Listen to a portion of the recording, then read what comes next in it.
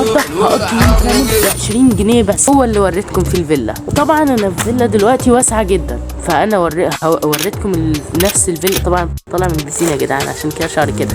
طبعا الفيلا الفيديو اللي فات اللي هسيبه لكم في الاخر. وطبعا المعروف ان اول حاجه هبدا بيها هي الفطار. يلا بينا نشوف هنفطر ايه في الوقت اللي انا بصور فيه الكانتين بتاع الكانتين جه.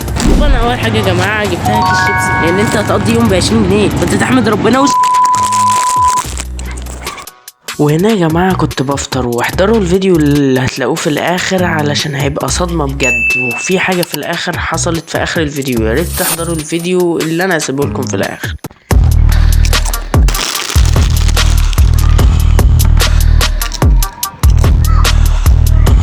طبعا يا جماعة خلصت كيس الشيبسي، بس فاضل حاجة واحدة، فاضل الغدا وفاضل العشاء. فنبدأ بالغدا بقى بس لما اجوع. انا جوعت دلوقتي، فيلا بنجيب بقى باقي الاكل. وش مش ظاهر صح؟ يلا بينا نجيب الغدا والعشاء، بس الغدا بس، العشاء لما اجوع.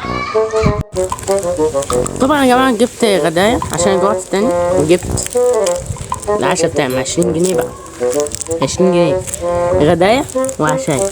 طبعا هناكلهم دلوقتي عشان انا جعان. طبعا العشاء هناكله في دي وليمه يا جدعان بالنسبه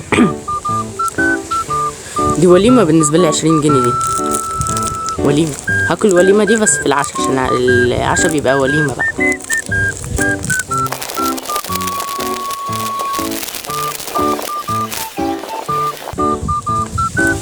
طبعا يا جماعة انا جبت بسكوت عشان تسد نفسي عشان اعرف اكمل الليل.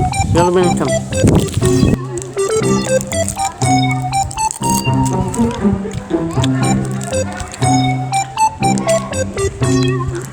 دي طبعا الحاجات اللي احنا جبناها بال20 جنيه. قول لي بقى في الكومنتات، هل لو انت مكاني هتعرف تعيش بال20 جنيه؟